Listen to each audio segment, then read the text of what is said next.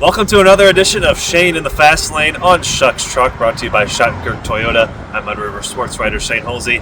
That is Alex McCulla, Quincy Notre Dame and Illinois State University graduate. Alex, you're at the city tournament. You're back again. You're back in town. Just tell me what this week means to you. This city tournament. Why you keep coming back and playing this tournament?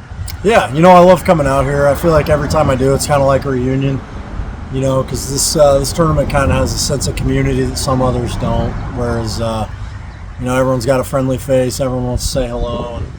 And, I think when I come out here, I talk to more people in 2 days than I talk to people over the entire summer. So it's great to see everyone who's been supportive throughout all the years that I have been playing here all the time. And like I said, it's kind of like a reunion. So it's very refreshing to come back and see everyone. You're a decorated Quincy Notre Dame golfer. You went to state 3 different times, and the only reason you didn't go a 4th time is because it got canceled. Yeah, COVID. That's right.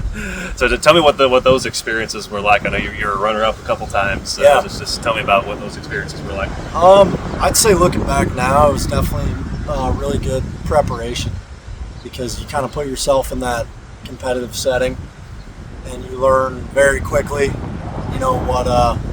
what will advance you forward in your playing career and what will set you back. And it definitely exposes your weaknesses, I think, being in experiences like that, playing in the state tournament, playing against really good players. It makes you realize what you need to work on and what you're good at, and so you can kind of capitalize on that. But, yeah, I had a great group of guys in high school that I played with. It was awesome every time we traveled. We're all still great friends now, and we're basically doing the same thing we were doing in high school. So I could not have been luckier with the group that I got and those experiences. That was a lot of fun. And that's the beauty of a sport like golf. It's such a social sport. Yeah. You hit, for you, usually about 70 shots around, but in between that, you're talking about life. You're talking about pretty much, I would imagine, anything other than golf, pretty much. Yeah, that's kind of whenever I'm playing in a group, I don't like to be the guy who totally, I don't want to make anybody unfocused, but I kind of like to talk about something else than what we're doing for 5 hours, right? It's like,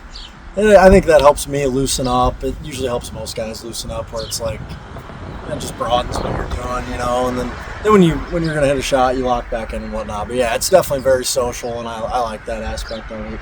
So take me through your time at Illinois State. You just played in the NCAA regionals. Just tell me what that kind of last tournament was like, and kind of that last experience at the college level. Yeah, it was outstanding, honestly. I think a lot of times it's easy to get caught up in the play and the scores that you sign for and whatnot, but I think when you start to focus on the real positives of it, on the second to last day, I got to walk 18 holes with the Oklahoma State coach, who's kind of like the Coach K of golf, I'd say. He's a legend, and I picked his brain all day, and then on the final day, which would have been 2 days ago, played with the number 1 player in the country. Got to pick his brain. We walked together, and he was playing for a PGA Tour card that day, so that was pretty cool to be a part of. I think he locked it up. So really just being around what I would call winners. You're around some guys who know how to go out and win in all aspects of life, and I'd like to think eventually it starts to rub off on you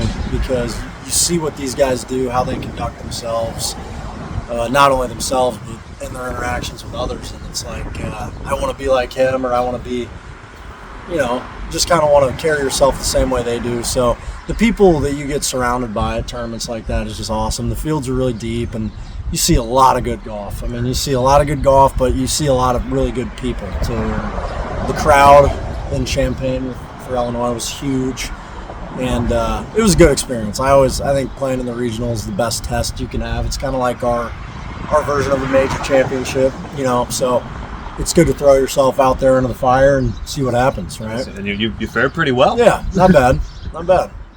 Then you mentioned playing with some of the best. Most of us struggle to get around here in double digits, but yeah, guys like yourself are a lot of times frustrated if you see a plus in that par column. What really separates the best of the best, the cream of the crop when it comes to this sport in your mind, whether that's physical, mental, psychological, preparation, whatever it is? I think I would say, honestly, it's the physical that leads into the mental, which that might sound kind of confusing, but they have the physical aspects that set them up to use their mental game where, you see a lot of people on the golf course where if something's not going their way, they might, and we've all fallen victim to this, right? But some more than others is you might get frustrated, you might not be in a positive headspace the whole time. But these guys that I've played with who are, best in the world or best in college or top 5 on the amateur rankings, it's like nothing bothers them. They're just like steel. I mean, you can't dent them. They're full speed ahead, full time. If they make a mistake, they rebound very quickly. They don't make big mistakes for sure. I mean, when they do make a mistake, it's very small. But their margin of error is just so small, and their positivity is so high, and their commitment. I think the biggest thing is commitment, whereas, sometimes even if they're not, a shot that's very difficult or something that you're facing that might intimidate you, they're fully committed. They're going to hit it. They're fearless, and it's really fun to watch. Like playing with North Carolina's David Ford, who's the number 1. That was really cool because he's fearless. I mean, when he steps up, he's hitting the shot regardless, and if it doesn't turn out the best, he's just going to go up and try and kill the next one. It's like he doesn't let anything faze him. And I've played with a lot of guys like that who are, they're fun to watch. I think we'll be watching them all on TV here pretty soon, but I've been fortunate to play with them. So. Do you feel like you have a little bit of that? I mean, you kind of have to have a little bit of that to get to the level. Yeah, not quite as much as those guys. I mean, I got a little bit of it for sure. I think playing in college it's very difficult. We play harder golf courses than what you see on TV because it's kind of a training aspect. And also, I always tell people, birdies make money on a broadcast, pars don't. And we're not broadcasted, so it's okay if they set it up to where we're making a lot of pars and a lot of bogeys. But I think that's made me kind of view golf to where you go out, and my motto is always you hit it, find it, and hope you don't have to look that hard.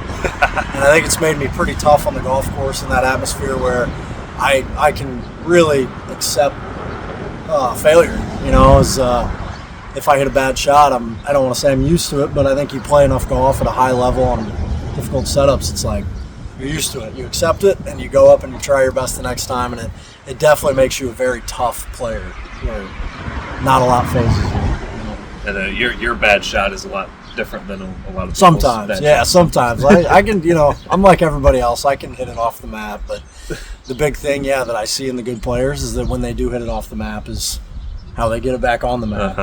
It was just very impressive. So what's next? College career's done? Yeah, college career's done. I'm finishing up the academic part of school. I'll be done at the end of the summer. So once I got that degree in my hand, we'll see if anybody wants to hire me for a job. I was basically a general business major, so I started out in sales and marketing is my specialty, and I finished that sequence, and then I just studied some other general business. So got a pretty well-rounded education. It was very broad. I enjoyed kind of towards the end. I got to study a little different topics, but yeah, looking for jobs and see if I can find the right fit. And I'll certainly be playing a lot of golf. I'll be an amateur, but I'll be playing a lot. I was just going to ask you how much golf do you think you're going to? Not as much. Not as much. Not as much. No, it's definitely enjoyable for me to go out there and play on Saturday or Sunday and whatnot, but or maybe a late evening round during the week. But I'm kind of ready for a little break from the intense. Yeah. Get on a plane, fly somewhere, play, and then get back on a plane and go somewhere else to play. I'm looking for a little more casual. I was going to ask you, do you think you'll enjoy? Not that you don't enjoy it now, but like playing golf competitively is such a grind, such a mental, physical grind. Do you feel like you might just loosen up and kind of enjoy it a little bit more now that you're not playing for a trophy, you're not, chasing a score? I think so. It might be. Yeah, I think it's it is like a job for sure, and we place a lot of pressure on ourselves, and it's one of those. I always tell people golf is very unique because there's no. It's not a quick game. There's enough time for you to get into your own head. Yeah. And I think that's what a lot of guys run into trouble is. Maybe if you're about to hit a difficult shot, you got 2 minutes while everyone else plays to look at that shot. And it gets very stressful, if you let it. And I've certainly fallen victim to that. I think every good player that I know has. So, yeah, going out and just playing on the weekends with your buddies is certainly, you can breathe a little easier. But I still really do enjoy the competitive, even though it is a grind, even though it stresses you out. I think, having pressure and being stressed out is kind of a privilege in your line of work because it means you're trying to accomplish something worthy of pressure.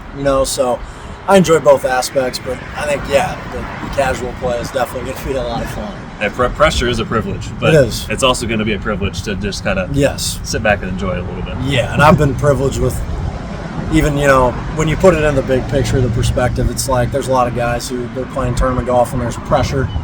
But if you compare a college golfer's life to a lot of other people on this planet, it's pretty easy. So you got to step back and say that when you start to get too inside of your own head. It's you might feel pressure in the moment, but I mean you're still having the opportunity to go out and play golf all day. It's pretty cool, and travel and meet some great people, see some awesome places. So it's been a lot of fun. It's been a privilege, honestly. I've been very fortunate. And speaking of awesome places, this is an awesome place. I can't imagine. Love Westfield. Do you know how many rounds you've played out here? I've played a lot. This is where it all went down. I think everyone in this area, I mean, for the most part, guys that I've played with, this is where they kind of grew up. And I would come out here as a kid, and all my buddies would be out here, and we'd just do, not always the smartest stuff every day. We'd get into some mischief, but it was a lot of fun, growing up. And this is a very active place. I'm sure it still is, but I've played a lot of rounds out here. It's safe to say I didn't need a practice round before today's round. I kind of knew where I was trying to hit it. So, nice birdie on 18. Of course, we're recording this after the first round of the city tournament. Drove it green side over here, chipped up, got a nice up and down for a bird to end your day. It was windy conditions. And he had a couple birdies, he had an eagle mixed in there, a couple bogeys, but all in all, a pretty solid round, I would say. Yeah, breaking 70 out here on a day like today. Yeah, no, I was happy with it. I think the golf course was playing tough, and the greens were kind of moving, especially when you're downwind. So it was like, you had to be in good areas if you wanted to capitalize and make birdies. And I definitely left a few shots out on the table, but I'm sure everyone else in the field did too. So it's one of those things. You kind of count your losses for the day and go into tomorrow and try and pick them back up. But yeah, it was good all around. I think positive. Any other final thoughts? I mean, you're probably going to play in this tournament as long as you are able to swing a golf club. As long as I'm feeling it. Yeah, as long as I'm feeling it. Like I said, it's always a good time. I enjoy the human aspect of coming out here and seeing just a gallery of a lot of really good people. And the support this community gets for a tournament like this, it's pretty cool. It's very unique. It doesn't happen everywhere. So I do enjoy it. It's a lot of fun. And yeah, as long as I can tee it up and not embarrass myself, I'll be out here playing. So that should be a long while from now before that happens. Yep. Hopefully. We'll hope. All right. Well, that's Alex McCulla. I'm Shane Hulsey. This has been another edition of Shane in the Fast Lane on Schuck Truck. Alex, thank you so much for taking some time after your round to sit on the tailgate of the nice Toyota Tacoma and chop it up. Thanks for having me. Appreciate it. This has been brought to you by Shottenkirk Toyota. We'll talk to you next time.